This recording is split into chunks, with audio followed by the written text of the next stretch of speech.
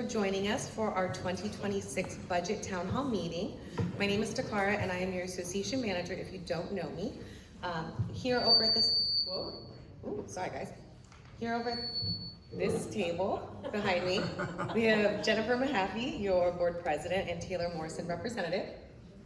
Bill Pate, who previously was the Chairperson of your Budget Advisory Committee and now is a homeowner representative on the board. We have Martin McDonough, I'm so sorry, who is a current member of your Budget Advisory Committee. Then we have Craig Gable, who is your chairperson of the Landscape Committee. And last we have Stan Trask, who is your other homeowner elected board member.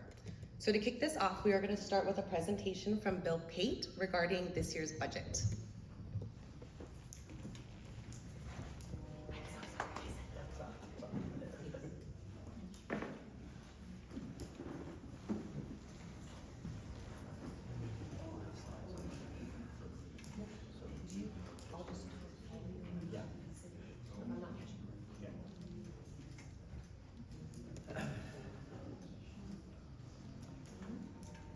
Thank you, Takara and everybody.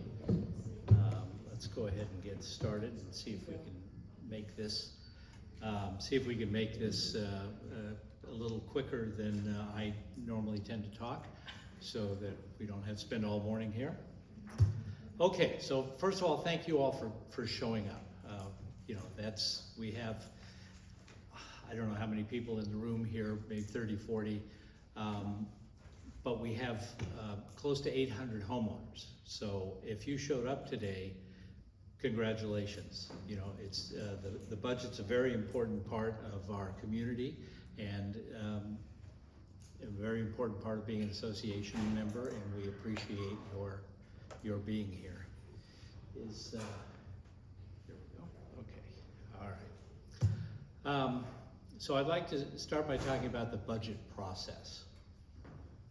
So the way it works is that the actual first draft of the budget is drafted by Nova, our management company.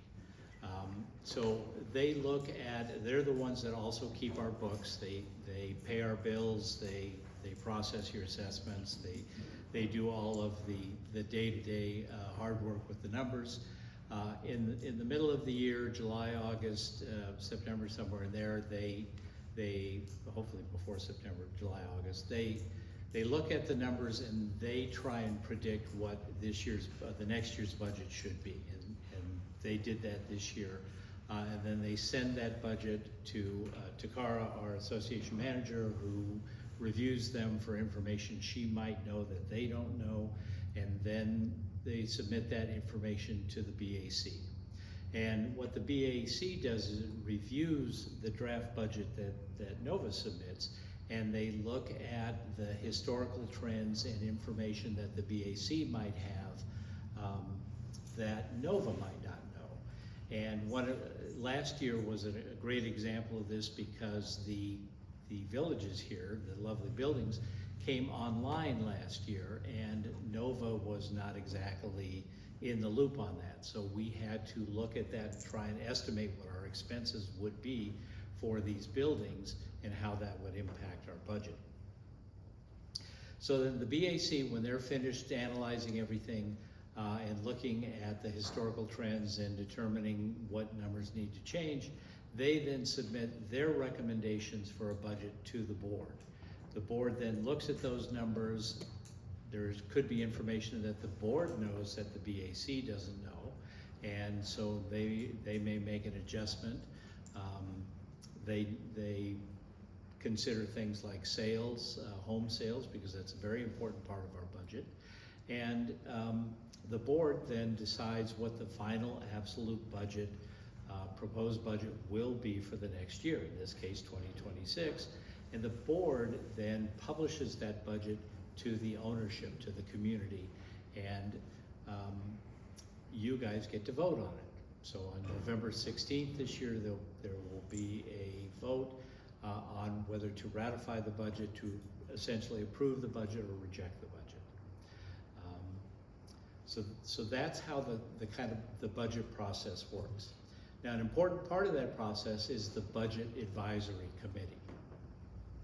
So the Budget Advisory Committee, if you're not aware, is a group of 5 to 7 homeowners, and they serve 2-year terms and rotate through.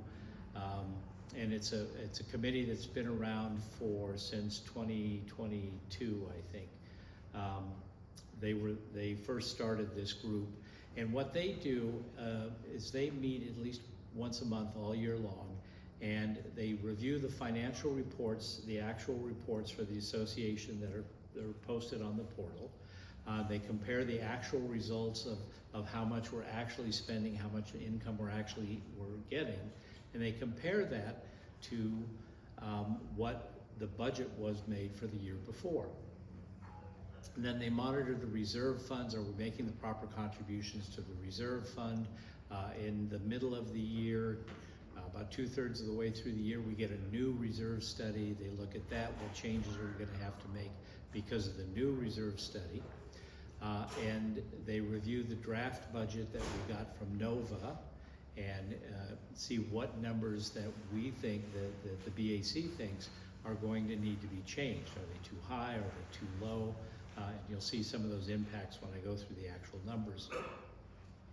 And they make then ultimately a budget recommendation to the board. One of the other things they do is they help educate the community, the homeowners, about the financial affairs of the association and the budget process. And that's kind of what we're doing here today. We're making a presentation to you about what the budget is, how we got to those numbers, and how the budget is spread out. So before I get to the actual numbers, let me talk about budgeting for a minute. There are 2 ways to create a budget. There is either what are called historical trends, which is basically how much have we spent in the past for this item and how is it going to change for next year. And the other thing is what's called zero-based budgeting, which is kind of what we had to do for the villages, because we had no history for the villages to determine budget amounts for things like gas and electricity and water. So we had to come up with a number from 0 to what we thought it was going to be. Some expenses, though, are impossible to predict. For example, snow removal. Okay, if you can tell me how much snow we're going to have in January, February, and March of next year, I can set a budget number. But I don't think you can do that, and I certainly can't do it.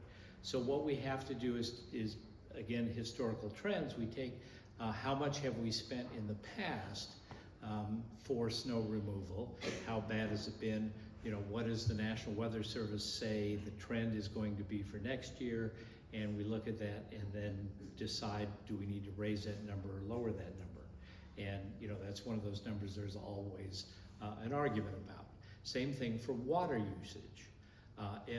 I can give you a better number for the budget for next year on common area water usage if you can tell me how hot next summer is going to be. We happen to have a really hot summer this year. The hot days started early, they went away, and then they came back with a vengeance. We had a lot of 90-degree days this year. So that's going to reflect in our actual water usage, but not necessarily on our ability to predict water usage. Repairs are another thing.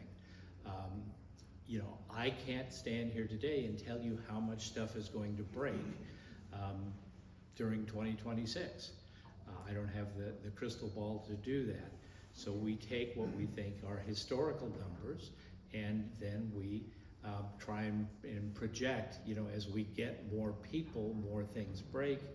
So maybe we need to add a little bit, and then of course there's always a discussion about how much is a little bit. So the BAC actually starts the process of the budget early in the year. We don't get the draft budget from NOVA until July, excuse me, or August, but they actually start looking at numbers starting as early as January. So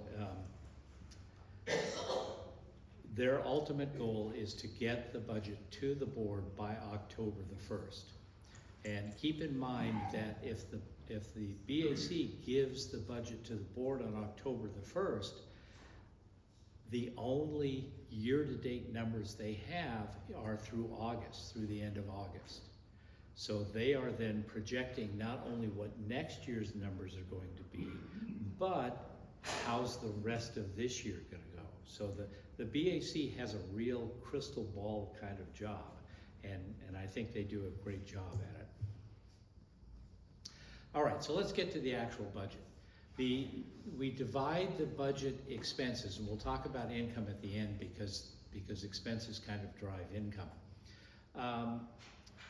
We divide the budget expenses into 7 different areas. Administration, repairs and maintenance, landscaping, utilities, the villages, the pavilion, and reserve fund contributions. So when we look at expenses, we look at them in those 7 areas. And although we have 7 equal areas, the amount of the budget that goes to them are not equal. We have everything from a budget category amounting to 3% of the budget to a single category, amounting to 40% of the budget, which of course is landscaping, our single biggest budget area. And in fact, 3 different budget areas, administration, landscaping, and utilities, account for almost 80% of our budget. Just those 3 areas.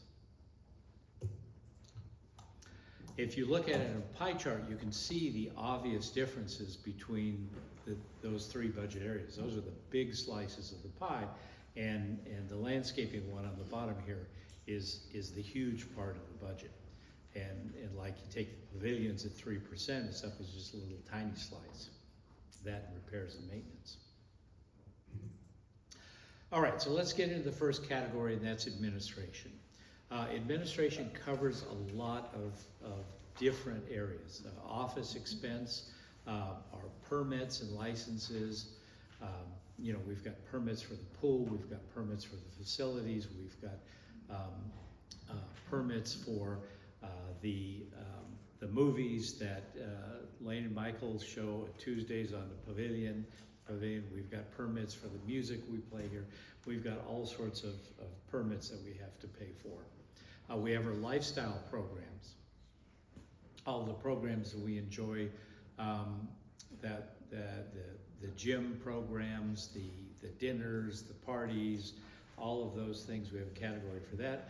We have management fees, the fees that we pay to Nova for doing all of our bookkeeping and managing it and collecting the assessments, sending out the bills, excuse me, paying the bills.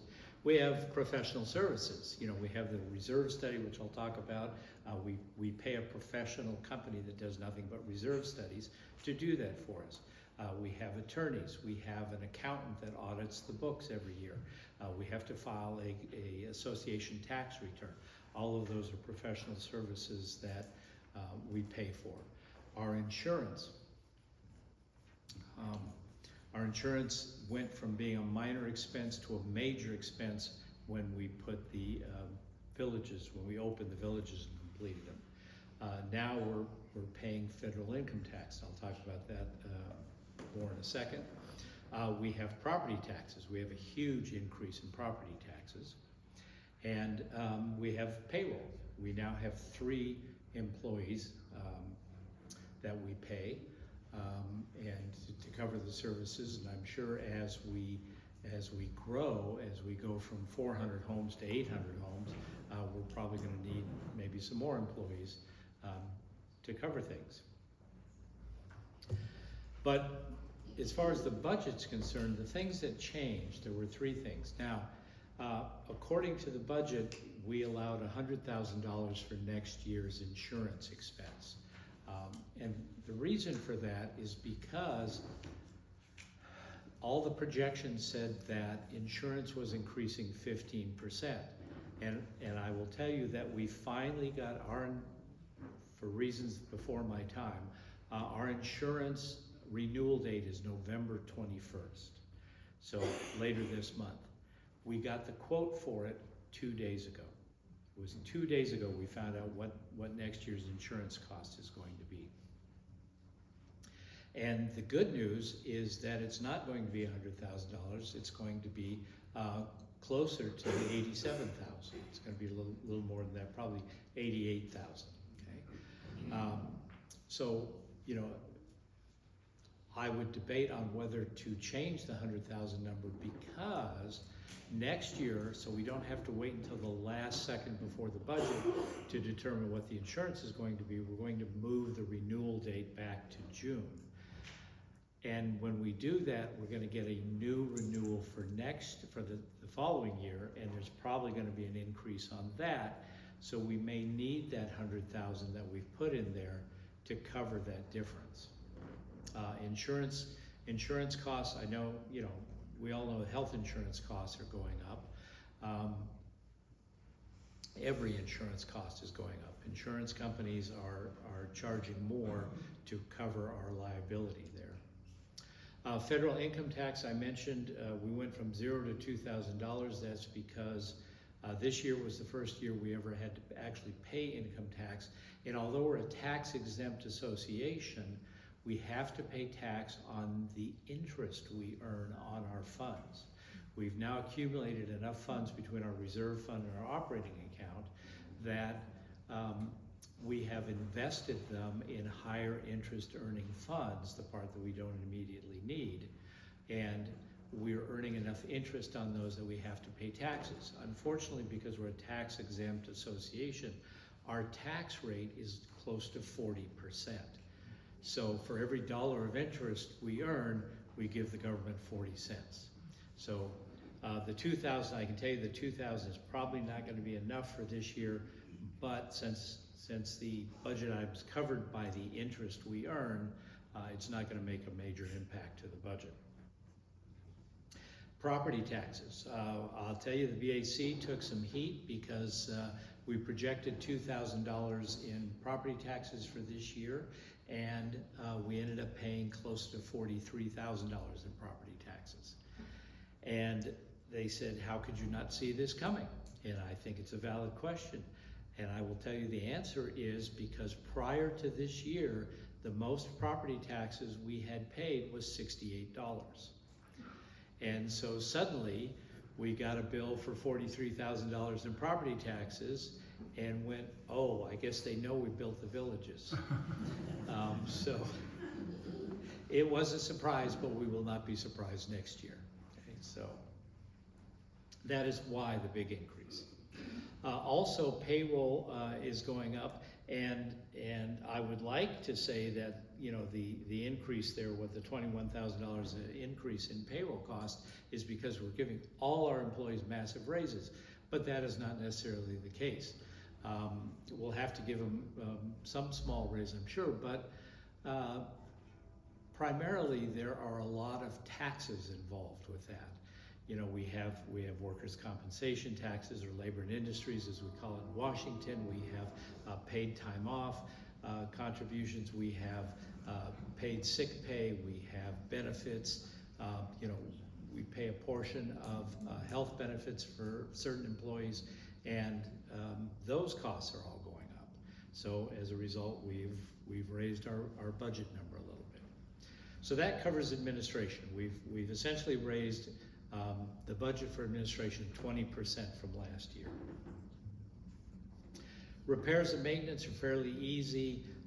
We increased repairs and maintenance projections by $1,000. That's primarily due to the maintenance side.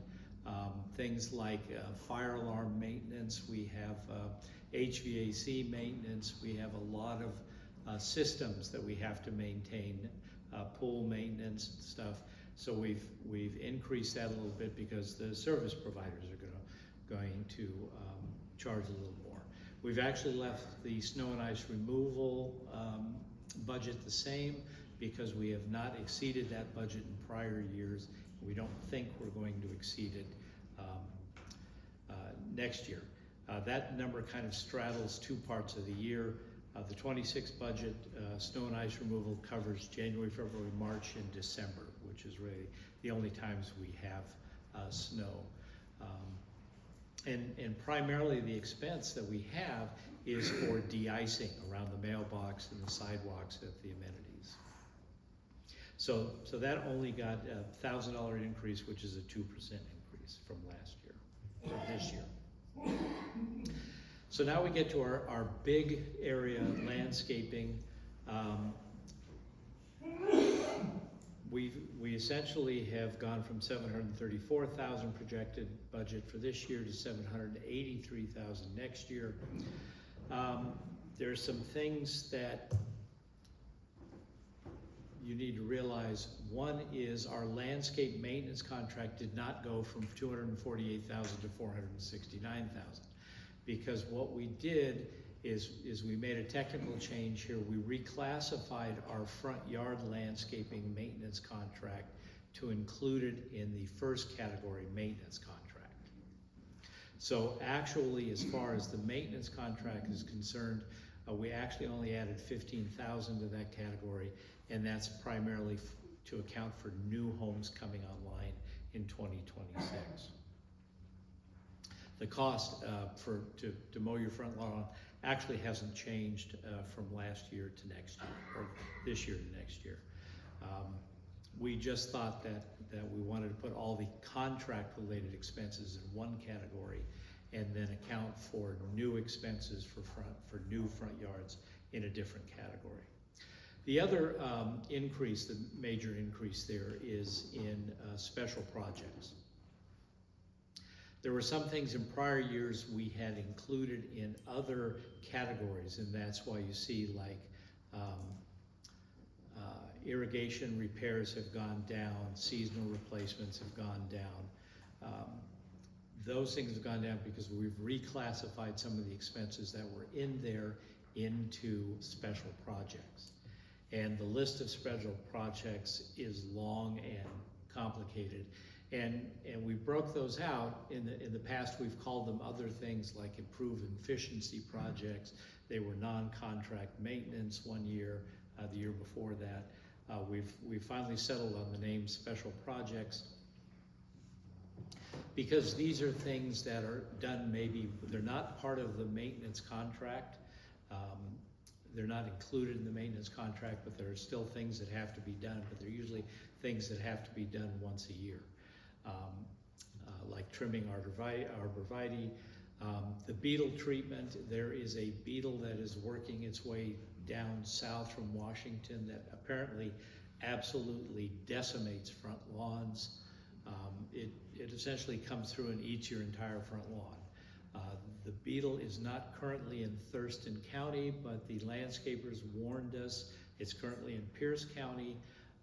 If it hits Thurston County, we may want to go ahead and treat the lawns to kill the beetles, to prevent that, because it's a whole lot cheaper to treat the lawns than it is to replant everybody's front yard. Noxious weed control, we may or may not have to spend that money. Gravel path refreshment in like the preserve, lawn treatments, mowing blackberries. These are all kind of one-offs. They're not part of our annual maintenance contract, but they still need to get done. And divisions 1 and 2 now are old enough that we may have to start going in and replace some of the plastic irrigation pipe.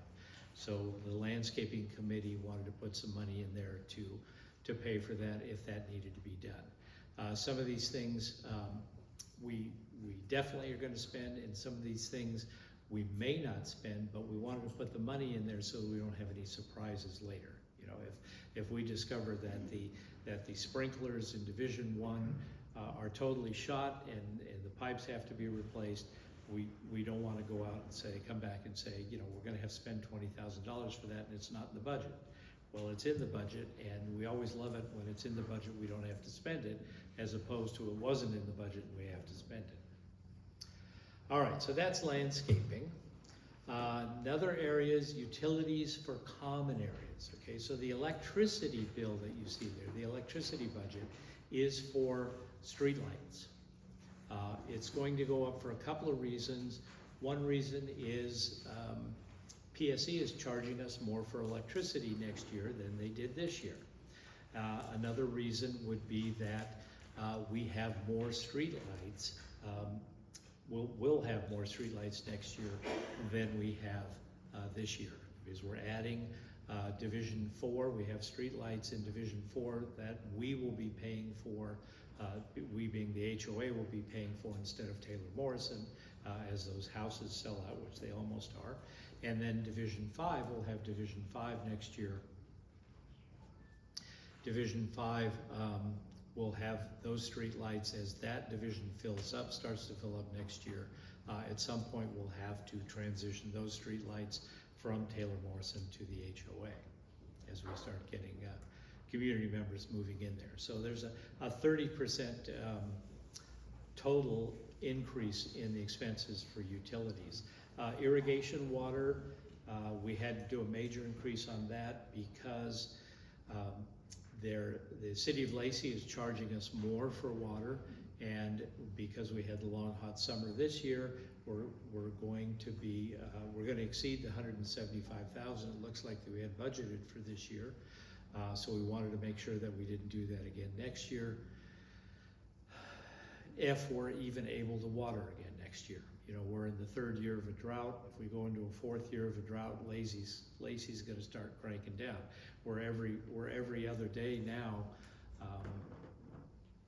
You know, they've threatened. The city of Lacey has threatened to crank down a little farther. So we'll see what happens. You know, climate change.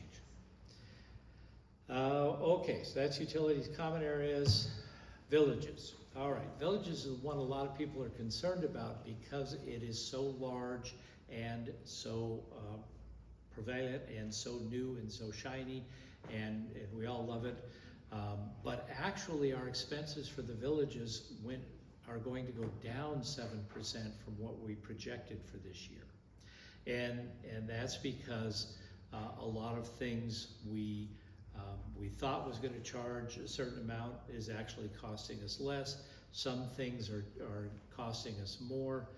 The janitorial is going to cost us less next year because we've reduced the number of times we have the janitorial team in here cleaning the villages.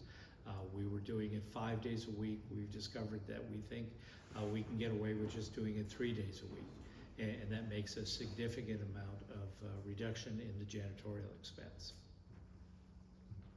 Another thing, if you look at the current actual financial statements, you'll notice that we're over budget in the gas and electricity areas from what we projected for this year. We projected 4,000. It's going to be more than that.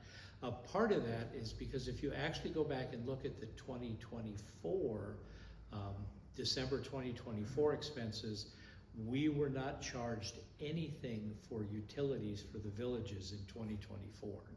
And that has to do with PSE and the fact that in changing, despite the fact that we opened the villages in July, we didn't pay any utility bills for the villages, we being the HOA, until January, because it took PSE essentially 6 months to convert the bills from Taylor Morrison to the HOA. And so what they did is in January and February of this year, they charged us for all of last year's electricity. So it looks like, once again, the BAC didn't know what the hell they were doing when they set the budget amounts, but that's not necessarily the case. So there's going to be an increase, definitely going to be an increase for next year in the gas electricity budget for here, but it's not near as bad as it looks like it was this year. So overall, the villages were reducing the budget by 7%. The pavilion, we've got an increase, minor increase, a $9,000 increase, which is 18% from this year to next year. And that's primarily due to electricity and janitorial. And the janitorial is not because it's going to be cleaned more often or that it's because it's costing more, but we have started to notice that the pavilion is being used a lot more. We've got a lot more groups that are using it on weekends. So if you look at the monthly calendar, of events, you'll see that it's reserved a lot, almost every weekend day now. And those people, of course, are using electricity, they're flipping the fireplace on, we're using gas. And the janitorial expense includes supplies, paper towels, hand towels for the restrooms, toilet paper, all of those kind of things. So cleaning supplies, all of that kind of supplies has resulted in what we think is a minor increase, a $2,000 increase in janitorial supplies. So overall, we're increasing at 18%, $9,000.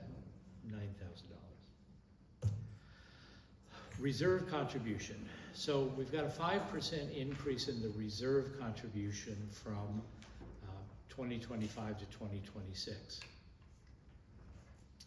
And we had a new reserve study done. It was issued in July for 2026. It's been issued to the board. It's now posted on the portal if anybody wants to look at it. It's around 50 pages long. It actually discusses our projected expenses for repairs and replacements to assets out through 2050, I believe. And it's very thorough. I encourage you to take a look at it, especially if you have a problem with insomnia. But as far as this year is concerned, our reserve fund is fully funded.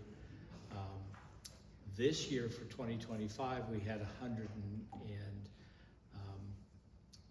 $134,000 contribution. They have said next year to stay fully funded, we need $141,000 contribution.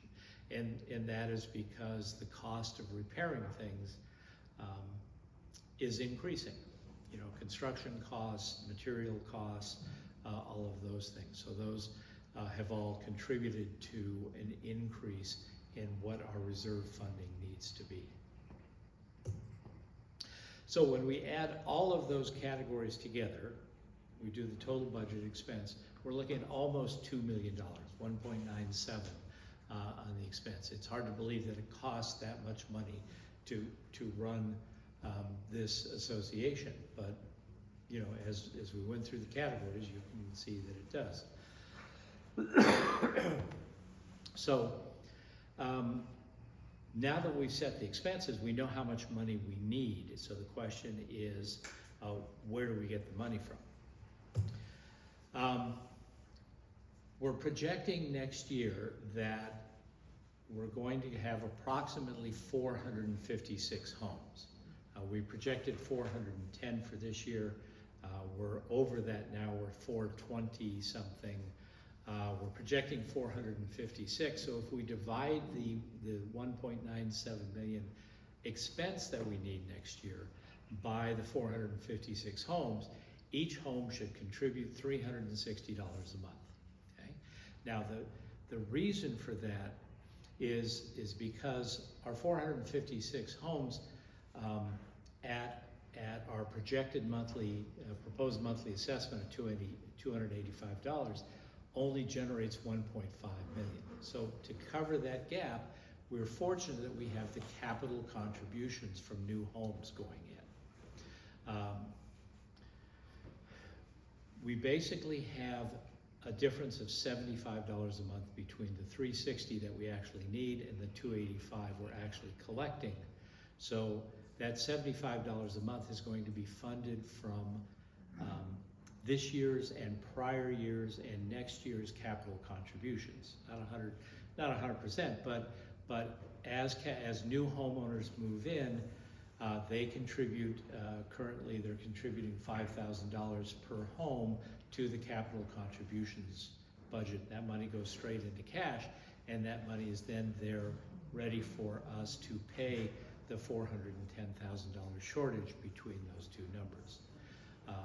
As we grow out, as we get closer to, we're now just a skosh over 50% occupied. As we get closer to 75% occupied, we're going to hit closer to equality. we're going to start being able to have our assessments cover 100% of our expenses. And then from that point, hopefully we won't have as much increase in the assessments as the community grows. There'll be, always be increases because costs don't stay the same. What we're going to pay for electricity 10 years from now, I will bet anybody is going to be more than what we're paying for electricity today. So, costs will go up. But the difference right now, we've got 100% of our amenities and only 50% of our population. So as the population increases, till we get more people, then we're going to be a lot happier with the budget. So in ending, to not submit you to this any longer, the board and the BAC believe this is a realistic budget for 2026. We think our projected expenses are reasonable with the information that we know now. The assessment increase is going to be sufficient to generate the income we need, but not greater than necessary. And the use of our additional cash, that $410,000, is reasonable given what we know now. So at that point, if you have a specific question about the budget, or what we're going to do, if you have a comment or concern, we absolutely want to hear it. We want to answer it for you, but we have some questions that have been previously submitted that we would like to talk about first. So let's go ahead and answer those. We ready to do that? Yep, you're up first. Let's do it. Okay, the first question we got was, with the increases of cost overall for home maintenance and new tariffs, please share the changes we will experience for the required reserve funds. Do we have a new study with new recommended replacement costs? Well, being the genius that I am, I kind of already answered that question with the reserve study. As I showed you, we have a 2026 reserve study. It's available for you to look at the portal, along with the 2025 one, the 24 one, the 23 one. You could, if you wanted to go back and look at them, you can see how the costs have increased from year to year as our assets have increased, and also as our costs, the cost for replacement, have increased. Tariffs, what impact tariffs are going to have, I have no idea. And that is part of the reason why we pay the reserve study company to do the reserve study, is because none of us are experts when it comes to future construction costs or replacement costs. Good Lord, is that me? I hope not.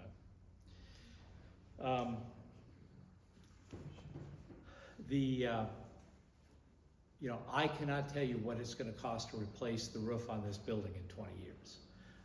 I don't have the background or the knowledge necessary to do that.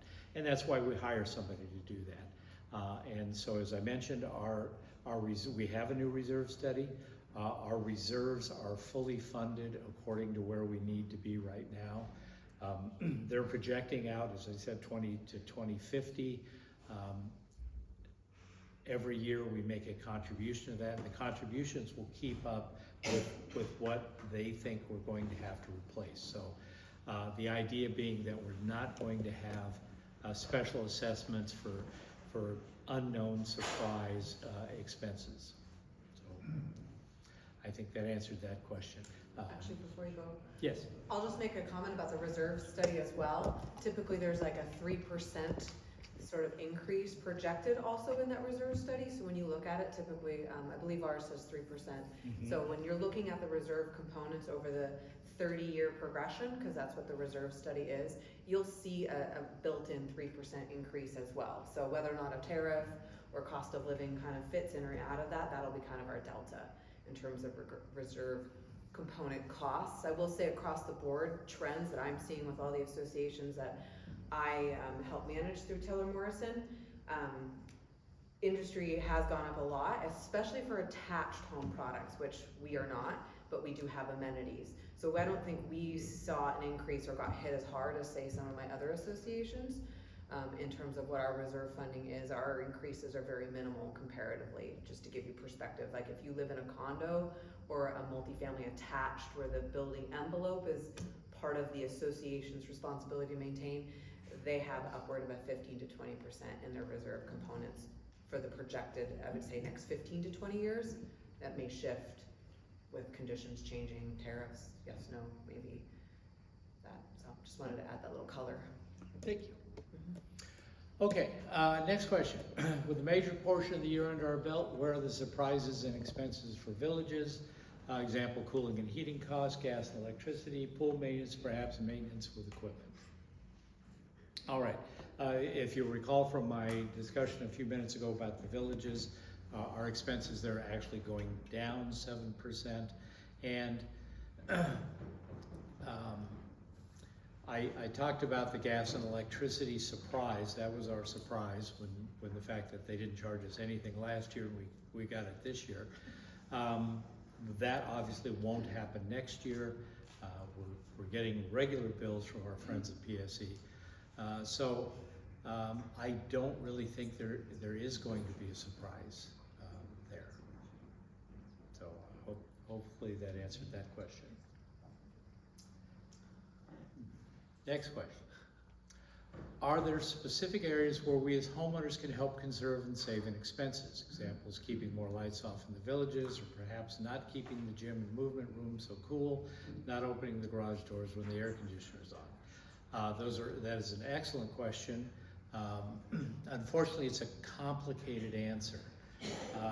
We have tried to automate things wherever possible.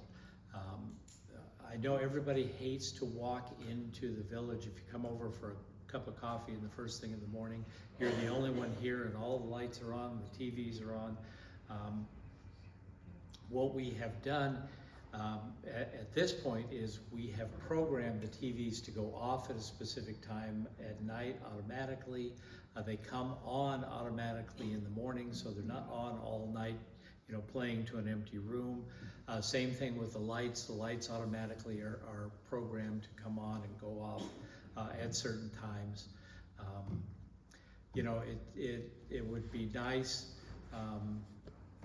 to have the ability for people to turn them on and turn them off and that kind of thing.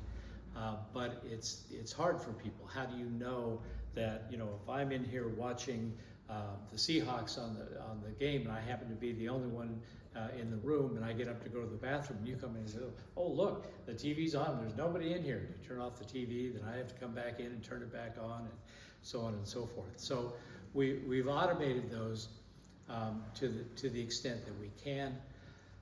Things like the gym and the movement room being so cool. I agree, I use the gym every day.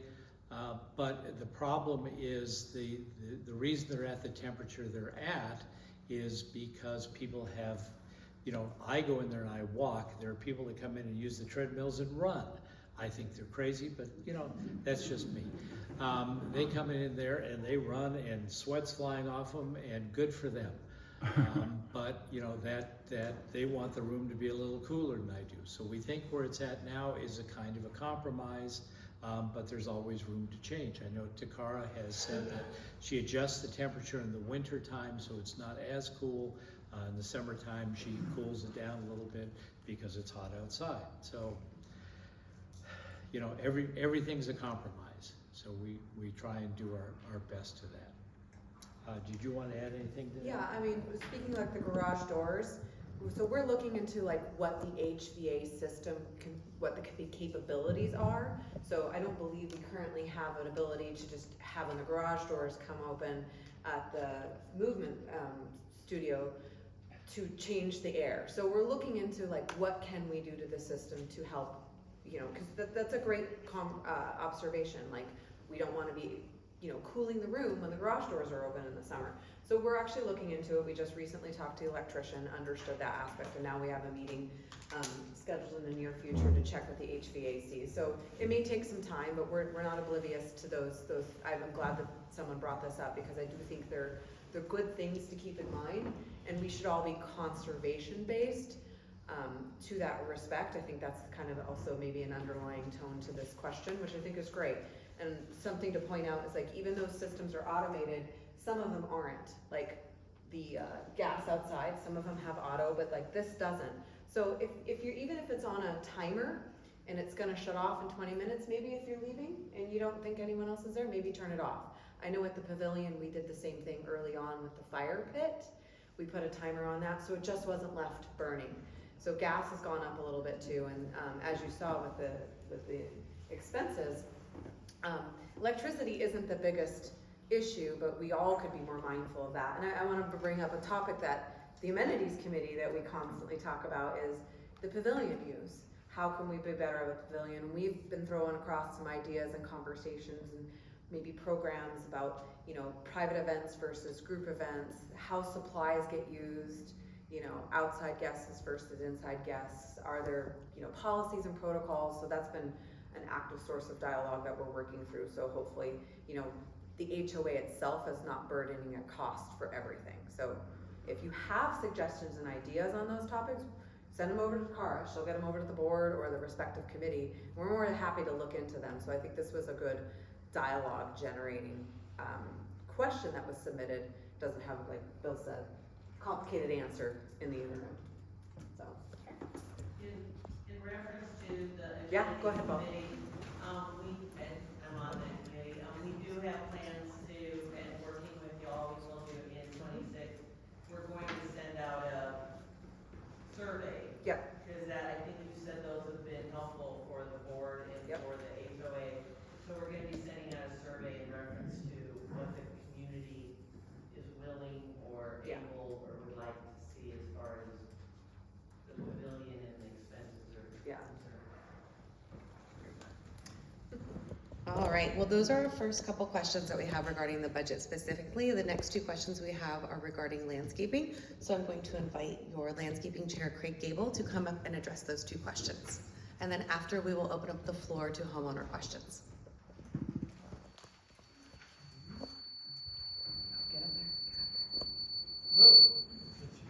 Get up there, get up there. It's me apparently. Sorry guys. No, you're okay. The question, in future years, could we eliminate bark and mulch replacement by the HOA and have the homeowners replace their own front yards similar to our recent experience with guidance on color, size, etc.? The HOA would still have the common areas to replenish. This is a high budget expense and it will grow each year. Let me give a little historical perspective here.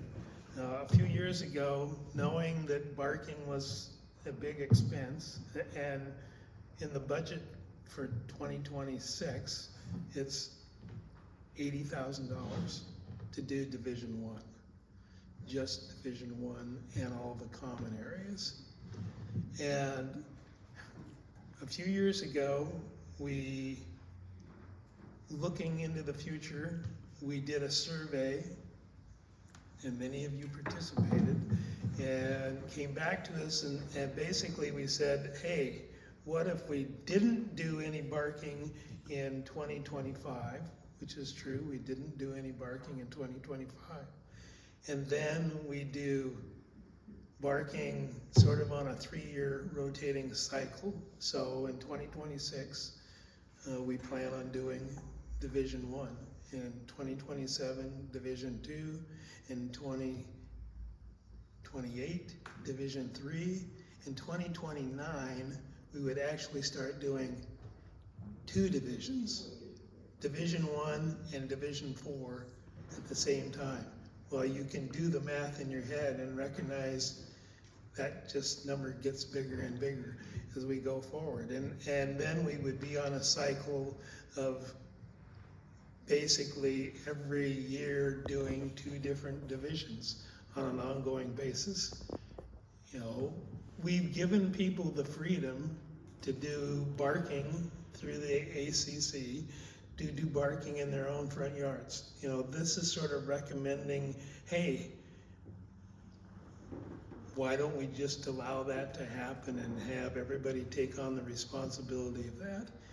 As a committee, I will voice our biggest concern is you know, my neighbor to my right doesn't want to bark. I want to bark. My neighbor to my left doesn't want to bark. So then sort of the ambiance of the community begins to get kind of funky, you know, where you go down one street and you go, well, this looks great because everything's been barked. And then you go down another section and you go, this is looking pretty spotty. So our thought process is to still continue to bark on the schedule that we've come up with, but we recognize that we may need to do another survey to ask the opinion of people and see what the thought process is. As I said, I mean, for 2026, it's an $80,000 expense, and that is effectively blowing it in the common areas, but it would be hand put in that portion of your front yard up against your home.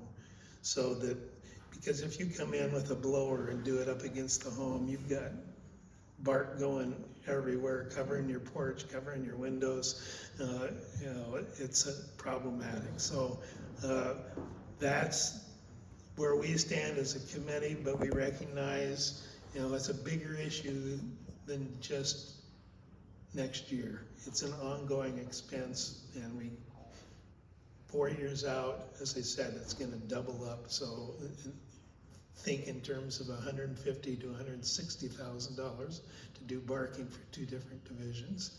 You know, Division 1 is big. It's probably the biggest footprint in terms of the number of square yards of bark that would probably be used. So I don't know that we have an answer today, but in the budget's $80,000 to definitely do it in 2026.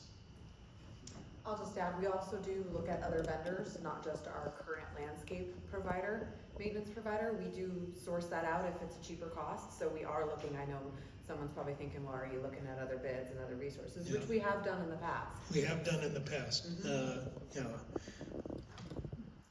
all the vendors tend to go to the same source to get the bark.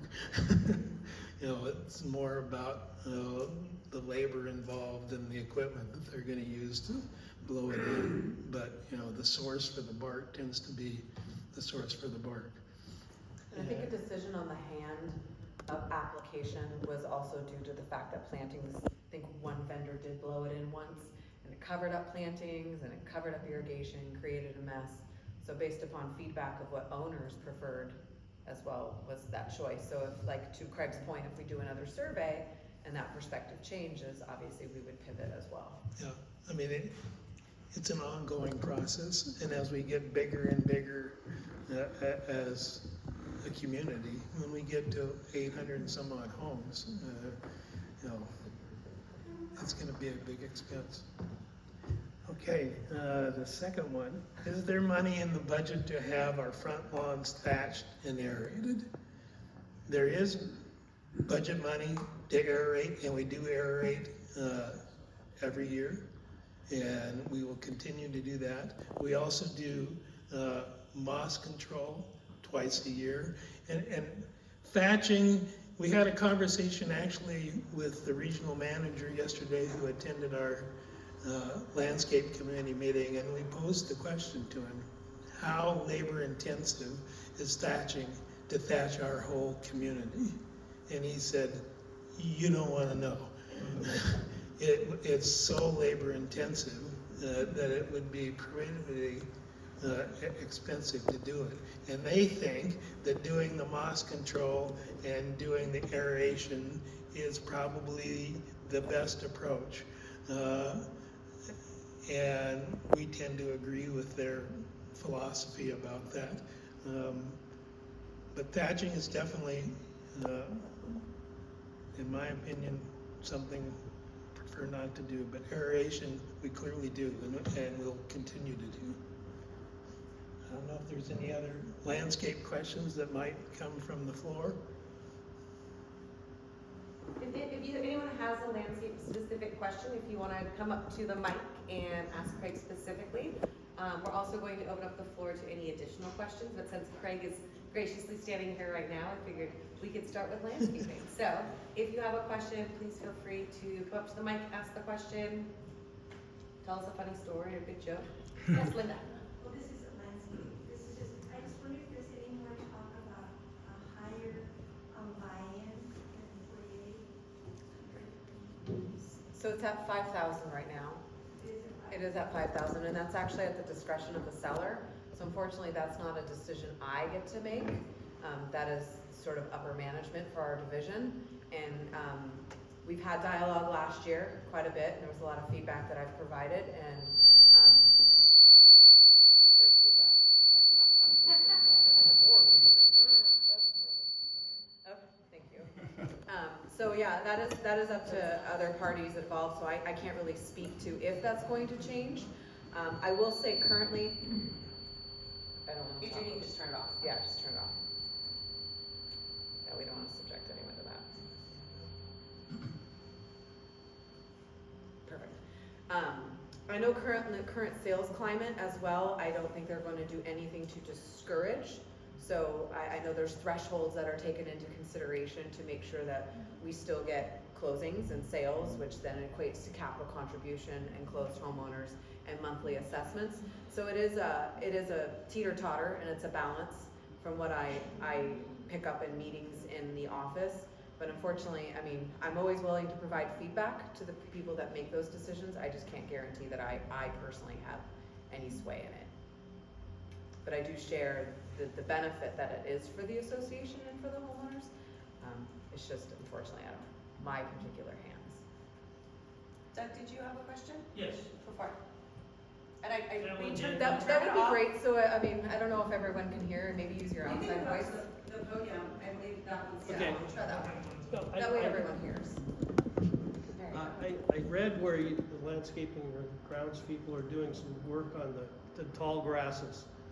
Tall grasses take a lot of maintenance, a lot of cost to take care of. Most of them, at least in the parking strip, are in the wrong place. They should never have been put there. They're too big. They go out onto the side, excuse me, out onto the sidewalk and out into the street. Those should all be removed.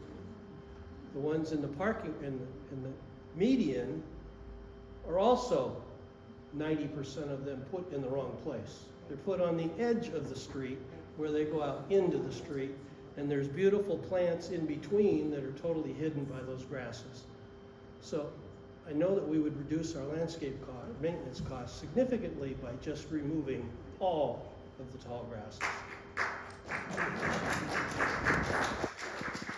Well, there was a change, I'll just, go first, I'm not gonna speak to that, but there was a change in the landscape plan moving forward. If you'll notice, there are less grasses and they're planted less densely, moving from Division 3 on upward. It just wasn't something that was already done and dusted for Division 1 and 2. So I know the areas in particular that you're speaking to. So there was a change made. So yes, there's still grasses and medians, but they're not as densely planted. That is also a fine line. So in order to get sales, there needs to be a level of landscape installation, and then that becomes, on the association side, it's like, oh, now you've burdened me with a landscaping cost. So it is, once again, I'm just sharing a perspective. I'm not saying you have to agree with what I'm saying, but there is that perspective of like what is appealing to a prospective buyer and a new homeowner versus what happens when it starts growing and maturing. There are areas in Div 1 that are like 9 years now since installation. So yeah, those are probably more dense. Takara? So just to piggyback on what Jennifer is saying, yes, they are larger, but the grasses that you're speaking of in Division 1 and 2 are already built into our landscaping contract as part of just Ovation maintenance. To actually remove them would be a hard cost to the association, because that would be an out-of-contract work order that we would have to pay PLM to remove. While we're under declaration, I don't know that the decision to remove them would be approved, but it is something that we can budget for in future years. Well, we have done some thinning, and we have done some removal in certain corners, and those are like now gonna get a different ground cover treatment, so they won't have any sightline issues. We just actually talked about that and approved some proposals for that. So I think it's also a balancing act of cost. What is a hard cost to the association? How do we do that? We don't want safety issues, so that's the first and foremost is always gonna be a priority. We don't want sightline issues, and we don't want any crosswalk areas, especially on Oakwood at the entrance of the community where there's the preserved trail, the stairs down to the sidewalks. So those are always gonna be the high priority areas. And then as we progress and we address, we will deal with other areas where it's growing over the sidewalks. We did, I don't know if Takara, if you wanna share a little bit about our experience with our landscaping maintenance company and how we've had recent conversations.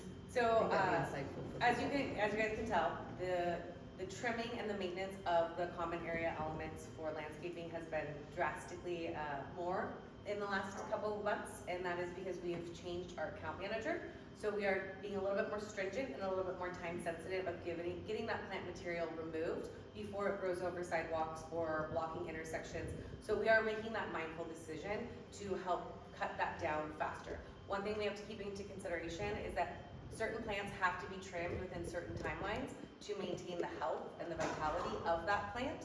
If we trim it too hard and too aggressively too soon, then it can actually kill the plant, and then it comes towards another financial burden for the association to replace, even if it's not a grass, with something else. So it is something that we are trying to be mindful and get ahead of. This year we did see a drastic change once we switched our account managers, and I think you can see that as evidence in the community as you drive around now. It's definitely more trimmed and shaped and polished. Does that answer your question sufficiently? Pretty much so. We could have a work party though, pretty easy to take out. You know, and in 2 years it'd be paid back. I mean, even if we didn't do a work party, the lower cost in trimming would pay back for taking out a work party. That is a great suggestion. I appreciate that. Any other specific questions from the community regarding this? Hello, Dan. I'm sitting here looking at 2 dead pine trees, one behind where you guys are and one over here. We have not completed our common area plant replacement. We just got done with our front yard home resident plant replacement. The next phase is that common area element, and those will be replaced at that time. Trees and shrubs are always replaced in the fall so that they have a better chance of survival. So now that we are past the droughty summer season and we're into the nice rain, this is the perfect time to plant those. Thank you. Any other questions? Are we being mindful of the replacement? I mean, those are big, will turn into big trees. We work with our... Mindful, I mean by replacing a tree that's gonna be covered up by other trees 5 years down the road might not be the right. That's a great suggestion. We do rely on the knowledge and experience of our landscape service provider to provide us with those recommendations. They are far more educated in landscaping than I'll ever claim to be. So we rely very heavily on them to help make those recommendations. But I will definitely pose that question. So for front yards, yes, we definitely are doing that. We're looking at plants that don't maybe thrive as well or in the conditions that they're in. So we try to do like for like. We don't usually take like personal requests, but we try to choose plants and work with the landscape committee and our provider to suggest or recommend alternative plantings that maybe thrive a little bit better, maybe a little bit more evergreen throughout the year. Like there was pretty heavy on some black eye Susans in Division 2 off of Colville in that area. They don't look great in the winter. They look dead. So, you know, like when we see mortality and plant replacement, we're trying to choose things that will have like more drought tolerant, a little bit more hardy, going to be greener longer, and just have more like vitality, so more cost effectiveness long term for the association. So has that transferred over so much into the common area? We haven't had as many issues, so that's a great point that we should be looking at. We'll double check what that replacement looks like. As I mentioned, we have not completed that common area element, so before we sign off on that proposal, we'll make sure that that was taken into consideration. Yeah, we always address homeowners' front yards first. That is always the priority for our landscaper. In terms of maintenance, mowing, all the things, front yards are always addressed first, and then common areas secondary. Did that answer your question sufficiently? Perfect. All right, any other questions? Oh, I'm gonna go Belle first, and then Dave will come back to you. Looking at Jan with her I know. thing blocking the sun, is there plans, because whenever we have a meeting here, we're always facing that way, is there plans to put some sort of shades like we have at the pavilion on on these windows. That's a great question. We could definitely add it to, budget four. Yeah, and not only that, but it makes it more efficient in the summer when it's hot out, because that sun bakes in here and it helps with the efficiency of cooling this room also, so. We can look into it for sure. That- I mean, Every time we have a meeting, this is what we're doing. well, that might be something that the amenities committee, because that was something that we did with the pavilion committee when it was just the pavilion. Yeah. Because those shades were part of that conversation at some point in time Because too. they're really nice at the pavilion. Yeah. Okay. Dave, would you like to? A couple of things. Point of clarification, when I got this budget in the mail, the columns are a typo. So, when I looked at it, I thought, well, wait a minute, why is this so? Was there a in formatting? watching seeing Bill's PowerPoint, it clarified it, but just other people who got this in the mail, they're gonna go, well, that doesn't make sense to me. Can I ask a question before Yeah. you go on to your question? Sure. Did you see the attachment to the e-blast yesterday? The budget was sent out as well. I just want to make sure that there wasn't a formatting issue. I didn't see that. Okay, okay. And my question is in regards to the Oak Reserve itself. Okay. It's a wonderful amenity that we have here in our development. If a tree falls across the trail or something else, is there maintenance money in there to maintain the preserve? And at some point, we may have to, add some additional gravel to the trail possibly. I know every year, it seems like they do mow alongside the trail, which I really appreciate that. And I assume that's done by our landscaping contractor. But my question is, I guess, what about if something like trees fall across it and they have to be removed? So gravel is in the reserve, and that is part of our maintenance responsibility. We have addressed some gravel, like gravel in areas before. So that is that's kind of the non-contract landscaping cost. And then trees, typically, the way Thurston County works with the preserve, we have to hire an arborist.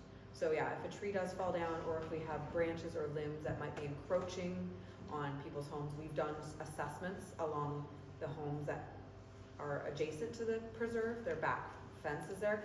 So we've had assessments on limbs, are these questionable? How are they encroaching over fence lines?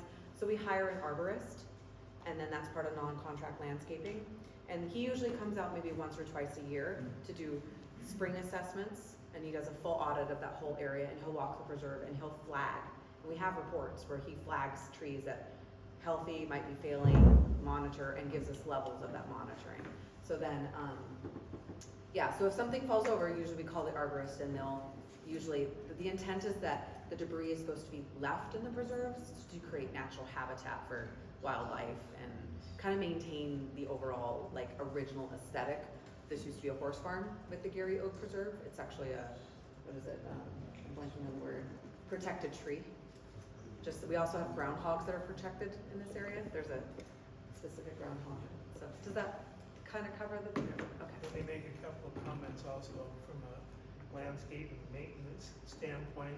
The maintenance company definitely will go in once the vast majority of the leaves have dropped in the preserve and blow the trails and get it off the trail. That's part of the contract. The other thing that they do is in spring, they'll mow 3 feet in, mow the grasses on each side of the pathways. And then the other thing that we're required to do by Thurston County, all the homes that are on arrowroot that border up against the preserve, we're required to have a fire barrier of 20 feet back from the fences that they come in and mow at least once, and depending on how much rain we get and sun we get, if it needs to be mowed twice, they come in and mow it for a second time to keep it down in that 20-foot barrier. So there's work that we have in the contract to maintain that, but there are certain things that require an arborist, and that's a lot more spotty in terms of when that is here versus, the maintenance landscape companies here every week.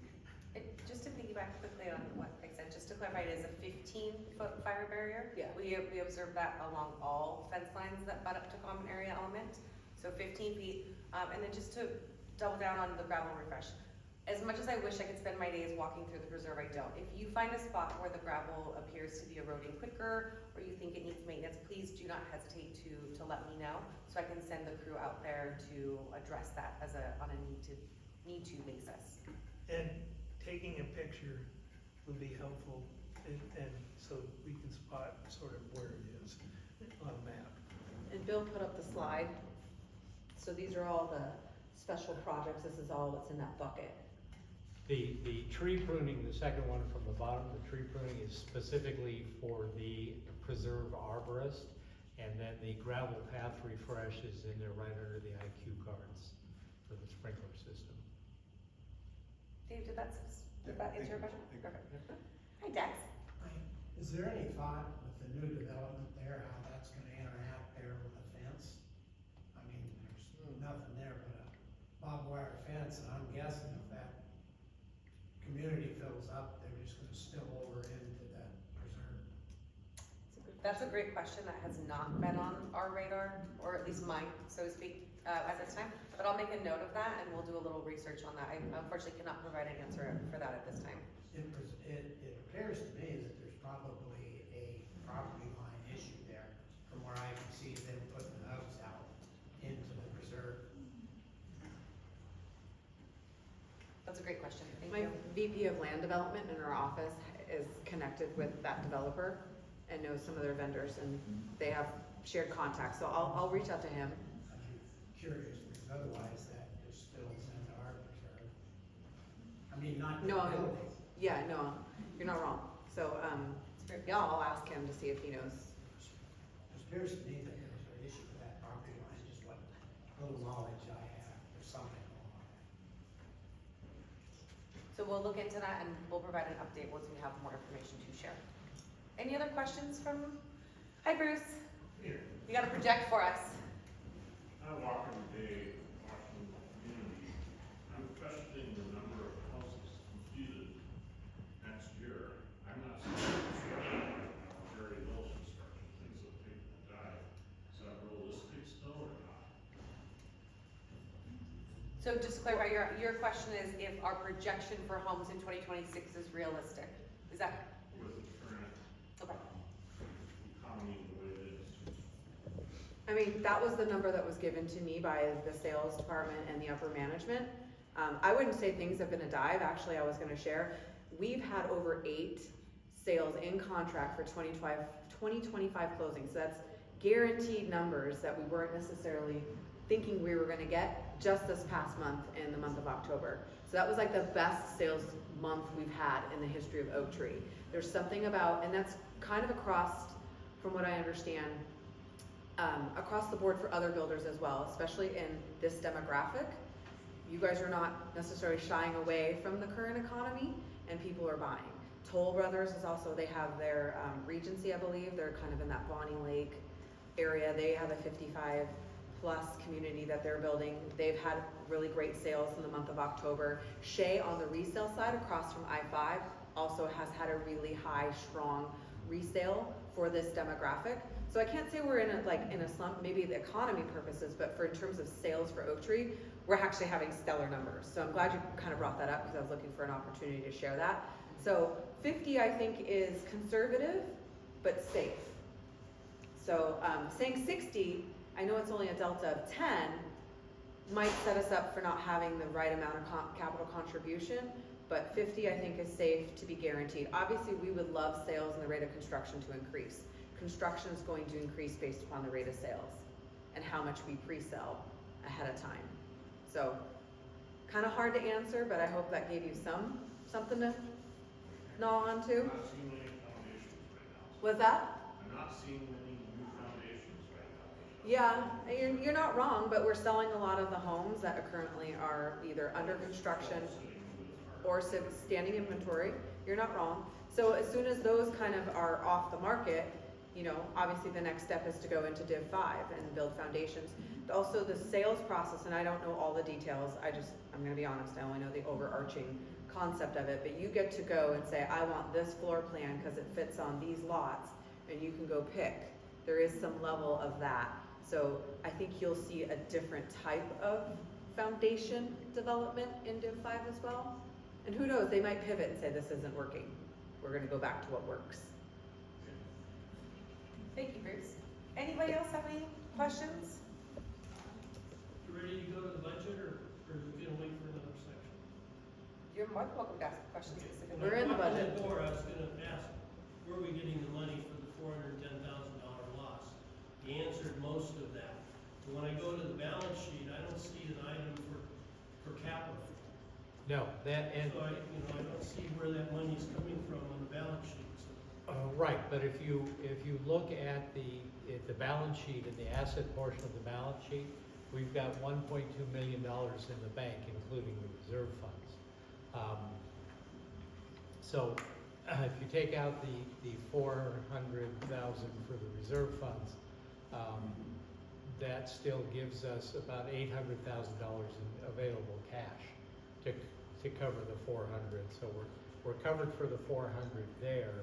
Plus, we'll have at least, I'm guessing here, but at least 250,000 in capital contributions coming in next year. The capital contributions that come in go directly into the cash account. There's no separate account for them. So every house that sells ka-ching, $5,000 goes into our cash account. It would be real helpful if we separated out reserve from the rest of the cash, so you can see. Yes, but keep in mind, we're still spending money from the Division 1 and 2 reserves. You know, the reserve money goes into the checking account and just pads the balance. And then it gets spent as we have to cover the deficits in the growth years, like now. I suppose we could do it, but it would kind of be an accounting nightmare because you'd need how much was left over from prior years, and then you have to, as the money comes in, you have to segregate it. I suppose it could be done, but there's not a lot of motivation to go through that extra work. Well, other than from us looking at it and saying, is there a reserve to cover this? There's cash to cover it, because you have the total cash. Right.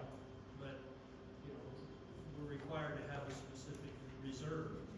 Yes, the reserve fund is separate. You'll notice on the balance sheet, there are two separate lines, one for operating accounts and one for reserve accounts. The Washington State statute for association says you have to have a separate reserve account. So Yeah. that will always be a separate account. To what Bill says. Yeah, so those accounts are kept separately for the reserve.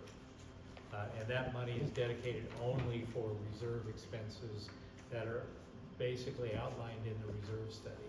And just to piggyback on that, the monthly financials, once they're approved, go onto the portal every single month under the documents tab, and that is broken out on the monthly financials, showing those different accounts more specifically. It's not reflected in the budget that was mailed, because that is just the projected budget for next year. So more information about those specific line items are available in the monthly financials. And that's where I'm gonna get the balance sheet. Did that answer Right. your question? No, he's looking at the balance sheet. So I think what he's saying is he would like to see maybe a more of a visual breakdown of the accounts instead of like all the assets in one account. Am I understanding you correctly?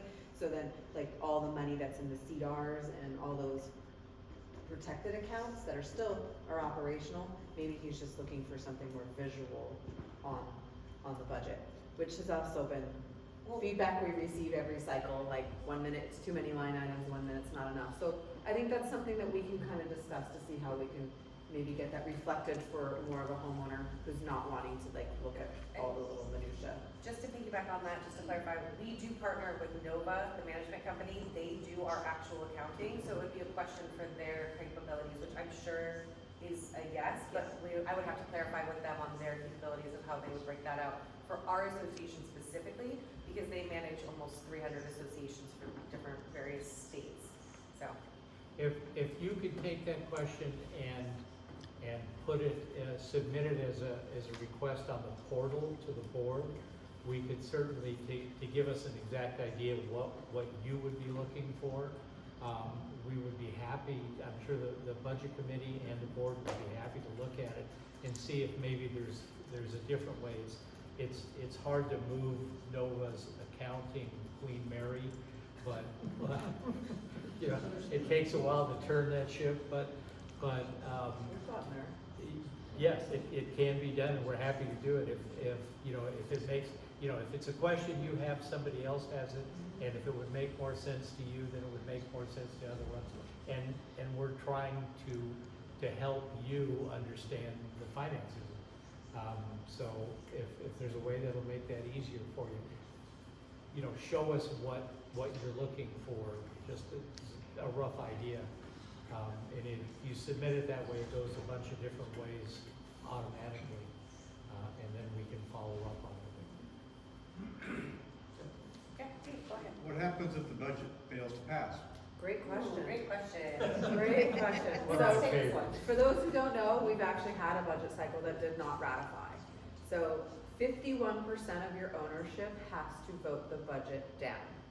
Then it does not ratify. So then the current budget stays in effect until you ratify another budget.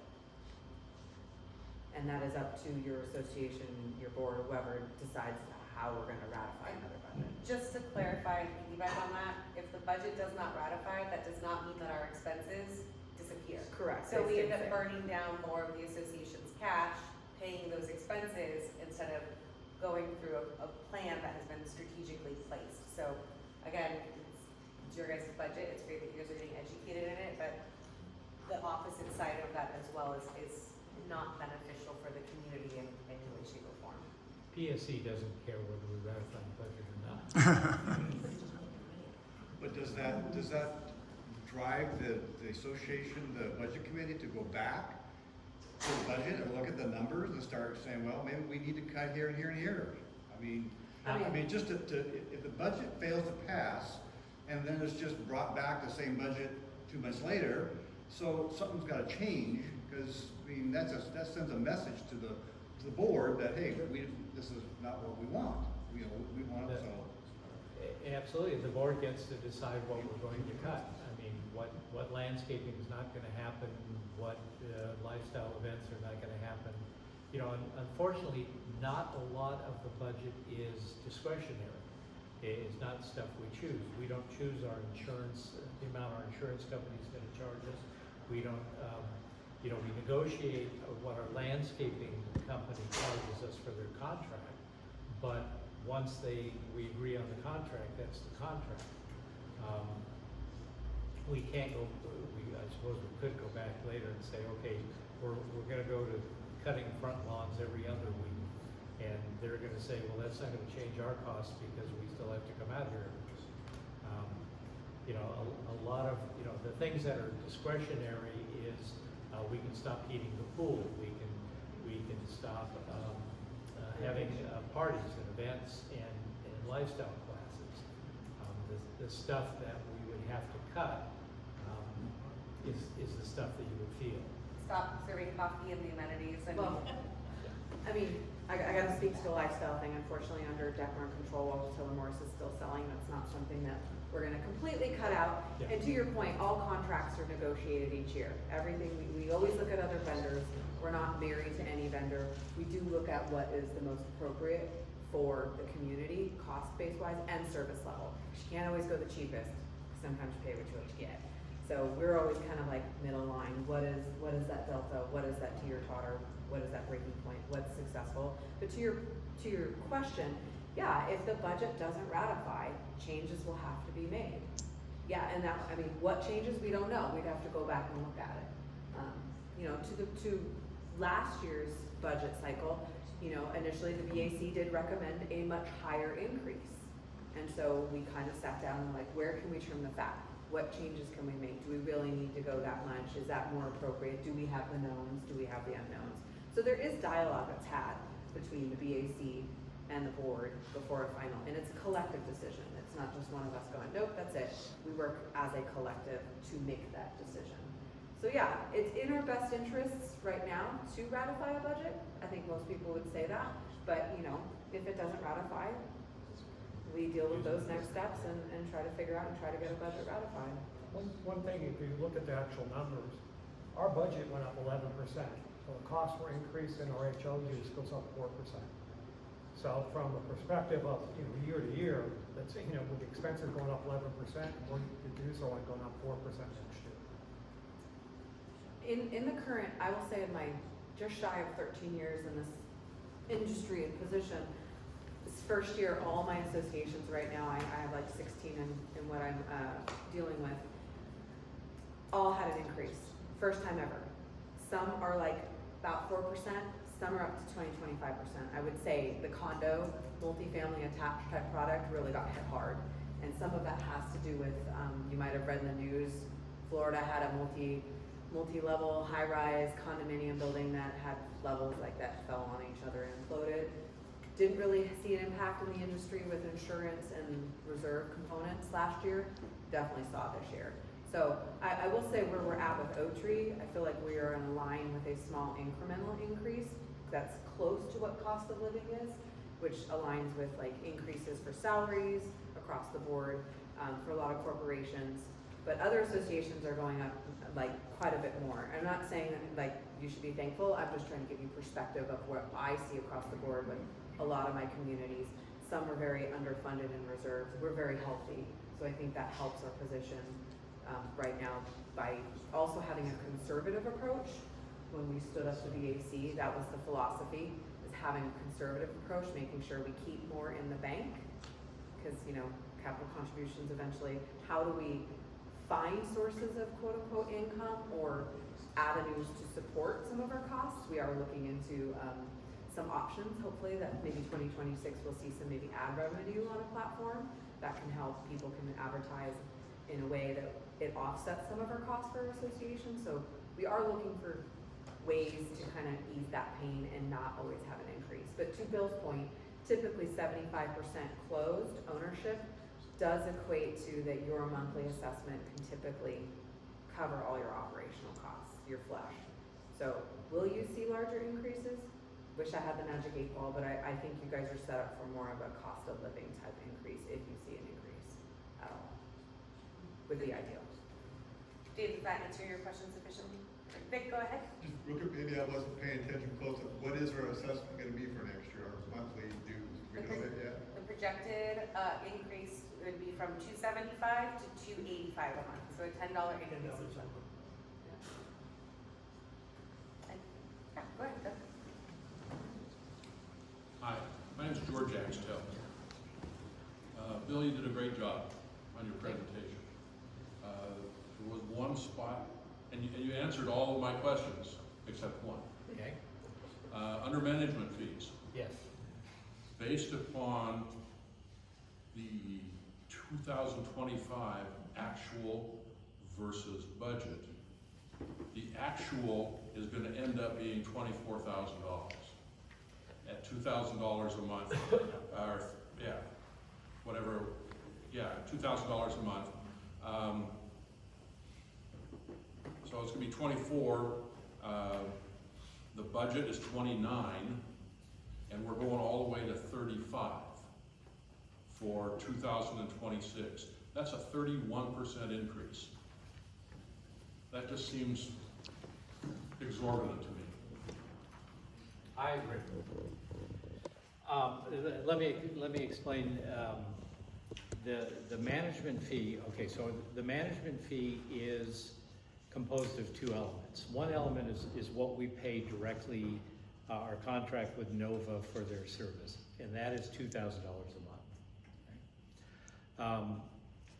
So our management fee base is $24,000. They were talking about raising it this year, next year, but they ultimately decided not to do it. They're going to keep their fee at $2,000 a month, which is really quite reasonable for the services, the variety of services we get from them.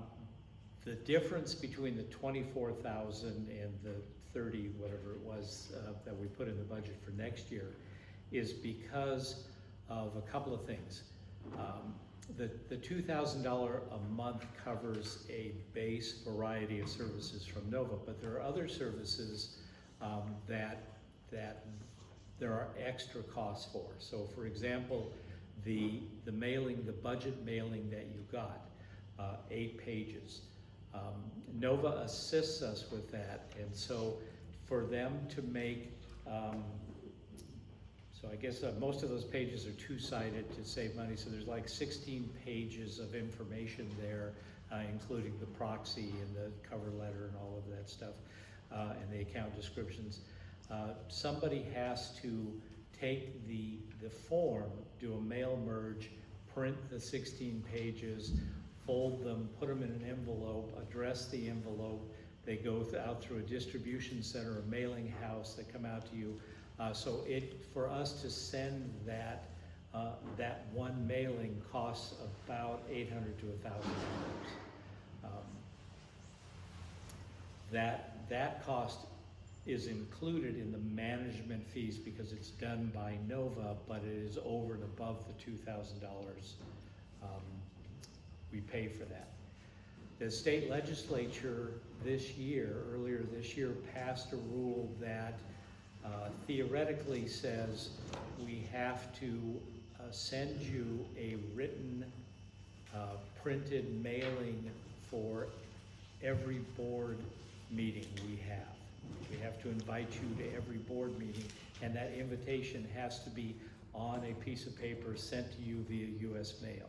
So at the time we were working on the budget, we were looking at like one of those mailings every month. Okay, we were gonna have to send all 400, 500 homeowners a piece of physical mail every month. So we put some money in for that. In the meantime, it's turned out there may be a way we can do that just once a year and then do it electronically, updated electronically. So we set a whole series of board meetings in the beginning of the year. We're going to discuss that in December, how we're going to do that. But we put extra money in there for that. There are other things that Nova does. Takara probably has a better idea of some of the things Nova does that are an added charge for us. So essentially what Bill's referring to is what Nova calls bill backs, right? So they pay for it up front with their funds, and then we have to pay them back for our association specifically. So that includes not just, as Bill mentioned, any mailer that you receive, but also when you receive your letter saying that you're approved for your ARC, your ACC, that is something that we get billed back for, because once we put it through the system, it generates a mailer, you guys receive it. We don't expect Nova to keep that cost. That's one aspect. Another aspect is, and this is a fun topic, after hours calls. A lot of times people will call the after hours emergency line, and that is something that we get billed back for as well. So we're gonna be setting up some new ways to kind of control that for the association in 2026, some new parameters to help cut that cost down. Because when a homeowner who's reserving the pavilion and can't get the lights to turn on, they call on a Saturday afternoon and I get called, Nova bills you guys for that time because it's not one of my scheduled days. So those are some of the ways that we're working towards cutting those costs. But to Bill's point, not having that magic 8 ball to project what those costs might be, especially with the new legislation, it was better to put extra monies in than to not have enough monies. So will we potentially hit that full $30,000+ $1,000? Probably not, but to be safe, it's best to have it in there. But we are looking at ways to cut those costs before 26 hits. That all makes sense. However, it's not reflected in the 9 months financials. All that's reflected in the 9-month financials is $2,000 a month. So how, I don't understand that. Well, with the new legislation, there would be no representation of that in the 2025 financials. That is a new statute that is rolling out January 1st, 2026 for every association in Washington State. The restrictions are extremely strict, and if you want to look it up, it's called WICOVA. It's like Wakoya. Wakoya, thank you, sorry. It's an acronym, and we can always send out information on it, or if you remind me, I can send it to you after this. There are very specific and stringent regulations on what the association can do to communicate with its ownership. Not knowing 100% how that's going to look, because no association has actually had to tackle that yet. To Bill's point, magic 8 ball, we guessed. based off of how much communication we might have to send. Go ahead. I understand all of that. I just think it's rather confusing to hear that, well, it's $2,000 plus, and that plus isn't identified anywhere. It is identified in the NOVA contract, which is. It's not anywhere I see it. I know what George is saying. So this has been a topic of too many buckets, too many GLs versus less GLs, bigger buckets.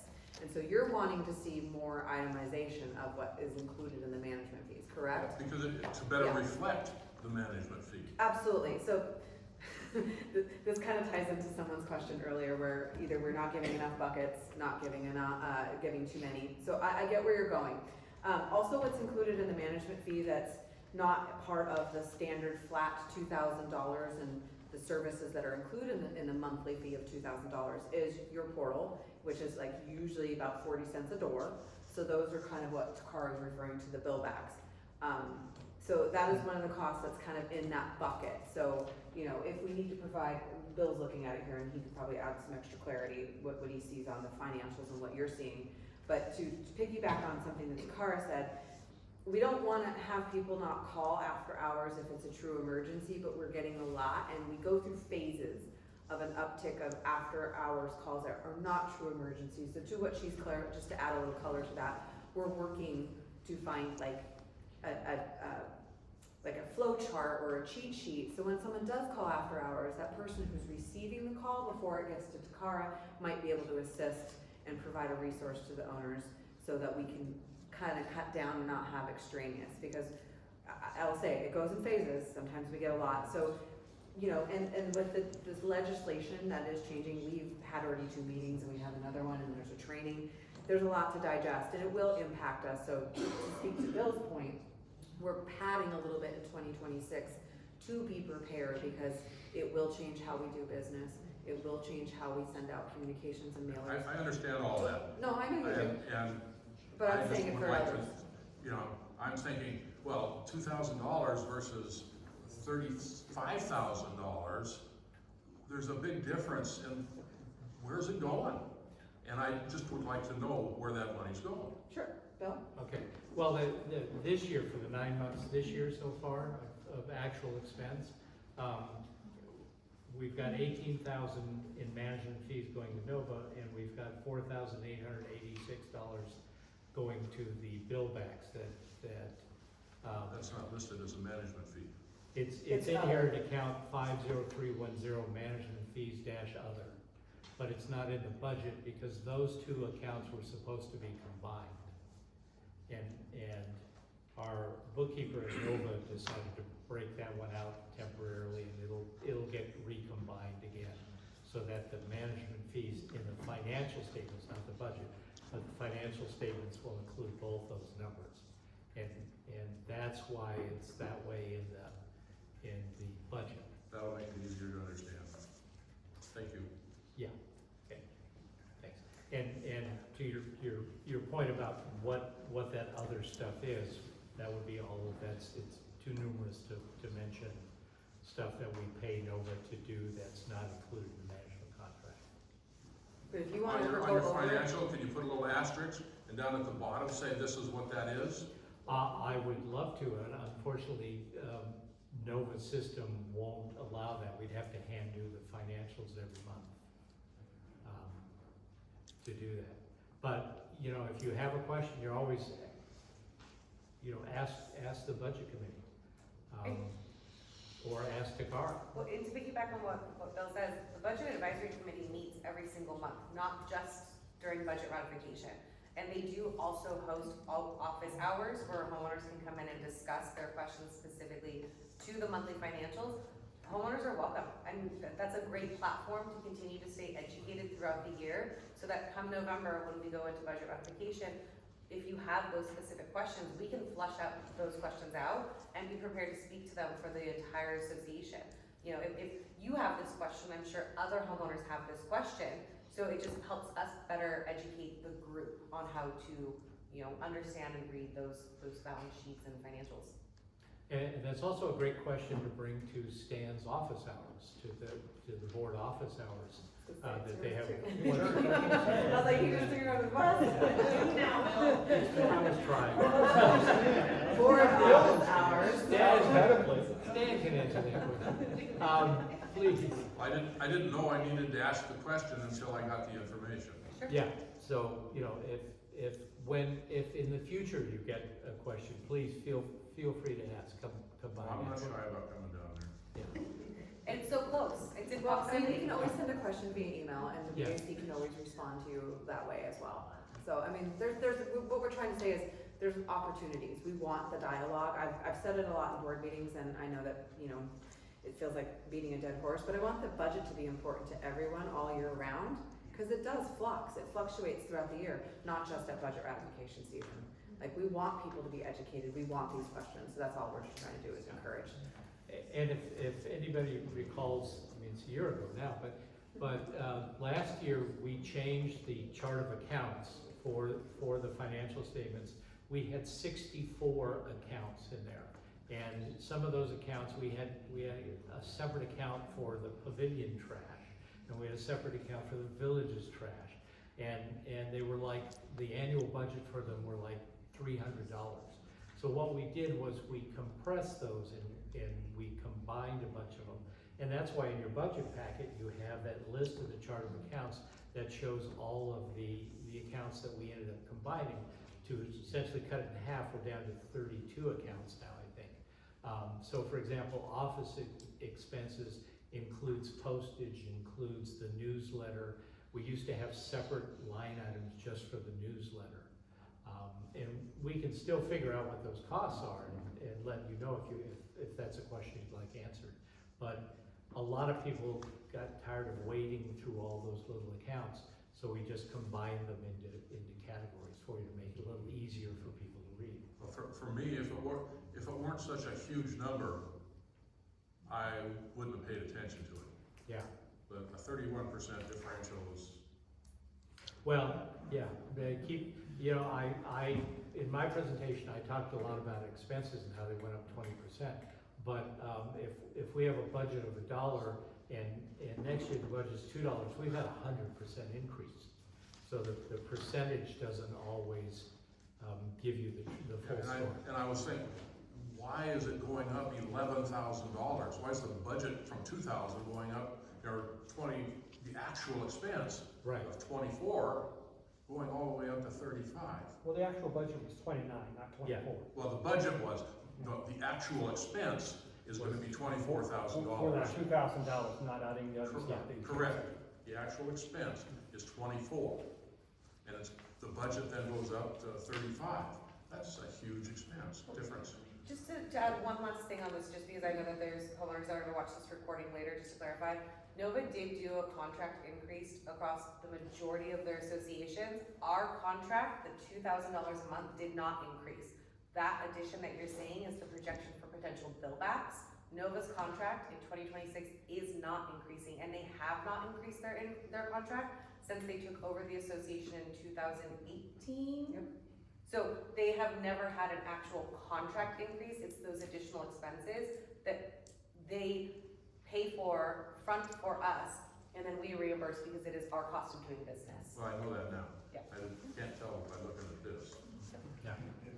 Does that answer your question, Charlie? It does. Okay, we are almost at 2 hours, so does anyone have any other burning questions, or are we ready to get up and move our bodies? Oh, we're getting up. All right, guys, thank you so much for attending. If you think of questions after the fact, please do not hesitate to put them through the portal. Thank you.